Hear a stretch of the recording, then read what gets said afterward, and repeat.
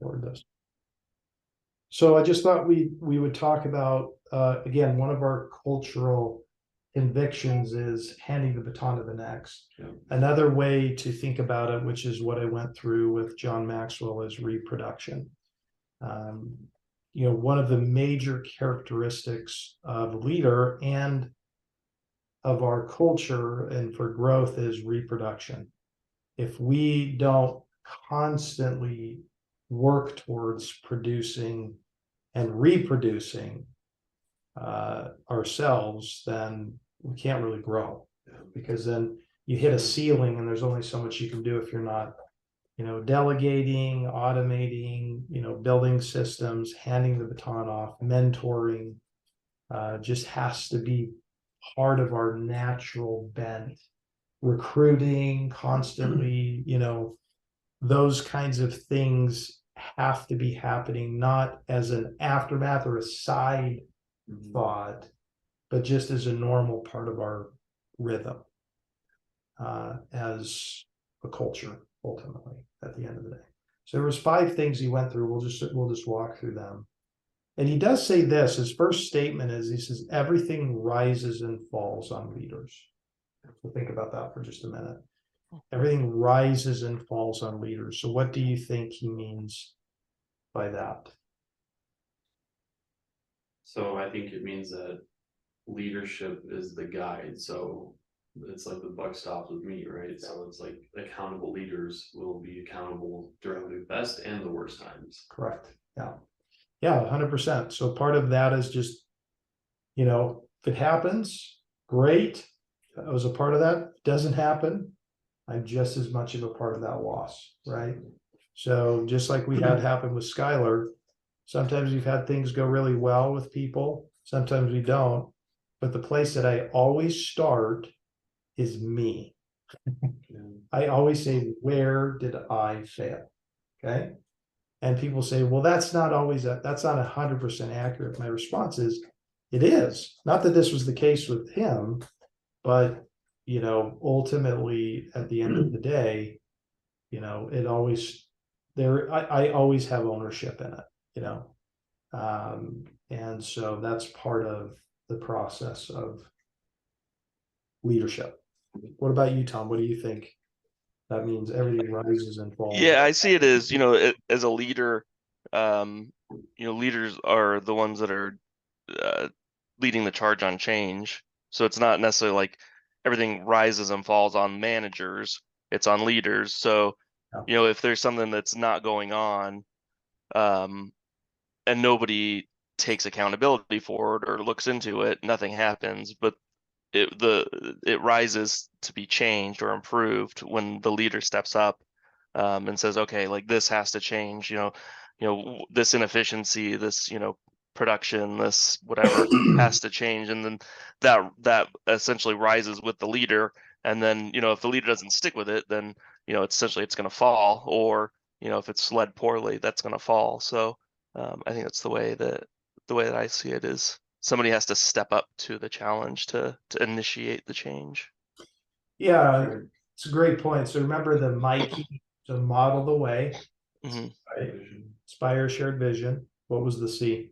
Challenge the process. Challenge the process. Right? And then E was enable others to act. Enable others to act, and then encourage the heart. Okay. So those 5 things all are the leader's pillars, right? Gotta live it out, not perfectly, but permanently. You got to inspire shared vision. That comes from you. You've got to drive that. You have to drive change. Okay. Not that you're doing, but you're driving. Like, this has got to change. And then you've got to enable others to move and take ownership. That is also baton handing. And then you have to encourage the heart. All those things have to happen with leadership. If those aren't happening, it's because the leader's not driving it, right? At the end of the day. So change is absolutely a part of that, for sure. Sure. I don't know if you guys watch basketball, but last night the Heat played Celtics, and it was embarrassing. Okay. Ran him out of the gym. It was very embarrassing.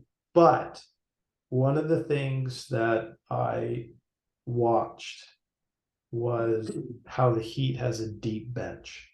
Yeah. They've got a deep bench. Everybody was hitting, right? It was drive, pass, hit, right? So they were just picking apart the Celtics, where the Celtics, you pretty much had Jason and the other guy. 3 guys. Yeah. That's about it that could play. And so that's the distinction between a deep bench and a narrow bench, right? Everybody could step up and play their role, and then they were just sort of picking apart the competition. And that's what we have to have too, is everybody on this team has got to be able to step up and do their role and do it well. And then we have to keep creating deep benches in all those things, right? So we just have to rethink that way, is like, where are we lacking in our bench, and do we have a deep enough bench? And keeping, if we're not always mentoring somebody, like you've got Joey right now, and you know, we just have to keep like deepening the bench, right? We're trying to hire more and more people. You just have to keep deepening the bench. Can't be satisfied with it, right? The number one thing is the leader of the team is the primary culture carrier. Okay, so what does that mean? Is the leader is the culture carrier? What do you think? The culture carrier is someone that basically like not only acts accordingly to the culture, but also models the way, I think. Yeah. In the best way. Like they're modeling what the culture is supposed to be, and then they also act upon it as well. So it's like, I think the best way to put it is just model the way. Yeah. It's just actions speak louder than words. So. Yep.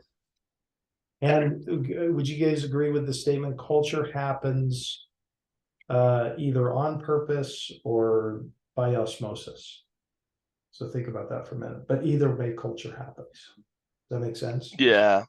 Yeah, because if you're intentional about fostering a good, strong culture, that's what you're gonna get. But if you ignore it, you're gonna, you know, whatever pops up, you know, that's what's gonna happen. And it's gonna just, you know, spread to everybody, good or bad. Mm-hmm. Yeah, that's where I think the hiring makes the most sense, because then it's like I shared like Friday, we're going to be the model of hiring to people with experience in the industry, but they're going to have their habits, and we have to be able to blend them into our culture. So are they going to fit or not? So that's where I think that might be tough, but at least we'll know that they have that hardwire in them to be part of our team, you know? It's either on purpose or not. Healthy ones on purpose, unhealthy ones not on purpose. Just kind of goes where it goes. And you know, but it does start with a healthy leader versus an unhealthy one, right? Jill worked for a really unhealthy company for a while, and it was sad to watch. You just saw people's lives just getting ransacked. And it was super sad to watch. But you know, then I've also seen ones that go, wow, that's impressive. So number two is everyone is expected to mentor somebody. Okay, so we have to think that way. Like, doesn't matter who comes in, like you got to mentor somebody. If you're not doing it now, you got to be working towards getting somebody to mentor, right? And that could look formal, informal, but there has to be some way that mentoring happens by default. I think we could probably do a better job of that. So what do you guys think about that? Everybody mentors somebody. Yeah, I think that's kind of like a direct assignment, you know, where it's like Joey and I, you know, obviously in a direct assignment, but I think that kind of in our, you know, integrity, it kind of happens just on the fly, you know, like it's not like you know, if I had a question for Dan, he wouldn't say like, well, hey, that's my secret sauce, you know. You know, he would, you know, he would say, oh, this is my approach, this is what I do, this is how I look at things. And I think that kind of goes back to obviously to culture too.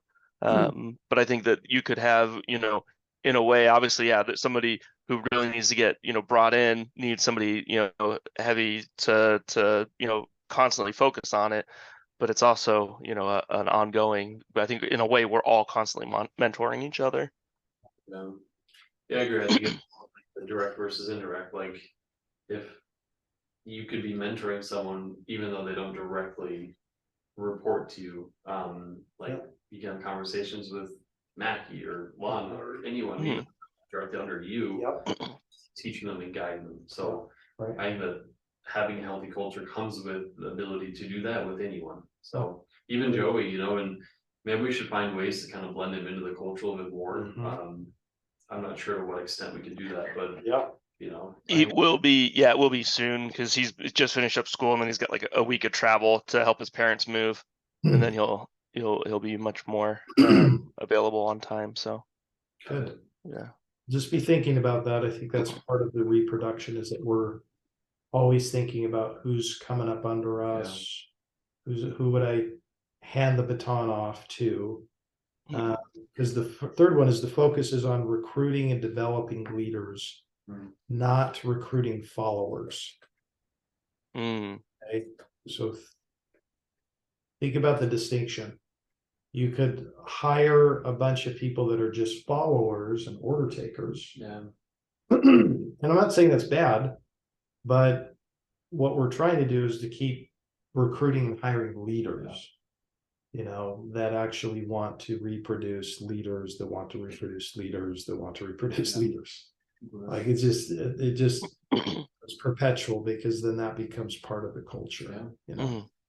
It's like when we hire a producer, the distinction is they will have to agree to becoming a leader.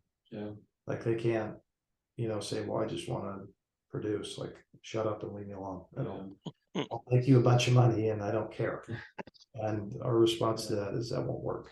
And even technically, I was thinking about this too, kind of going back a little bit. We mentored Skylar by having him exit. 100%.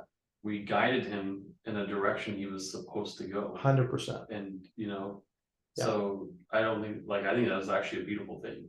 It's so sometimes mentoring means even moving people out.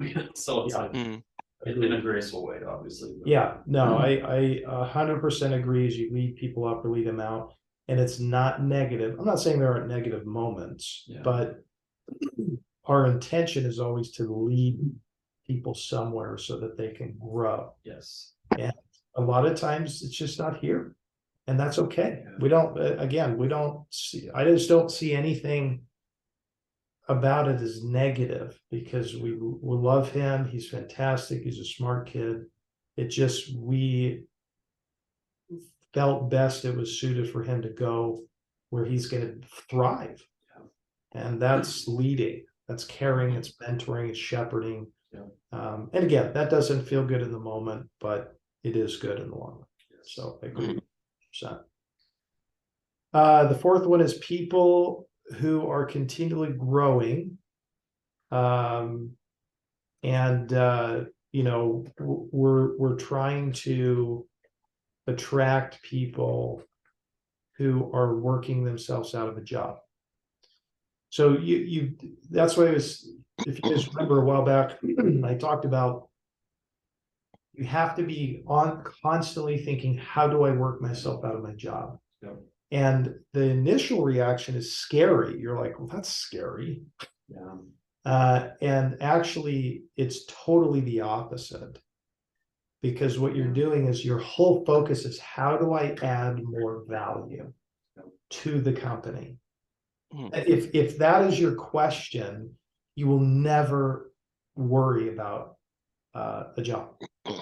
It just, now, there's no guarantees of like a company doesn't come in and just slash jobs, but if that is your mentality, you're the last person on the chopping block, because you're just thinking like, I just want to add more value. And if you're doing that all the time, you never, even with clients, we're saying, how do I add more value? Never have to worry about getting more business. So we just have to think that way. How do I work myself out of my job by making it better and then handing it off to somebody else, because then I get to go up and grow and get more people under me. That's the mentality that will make you a tremendous asset.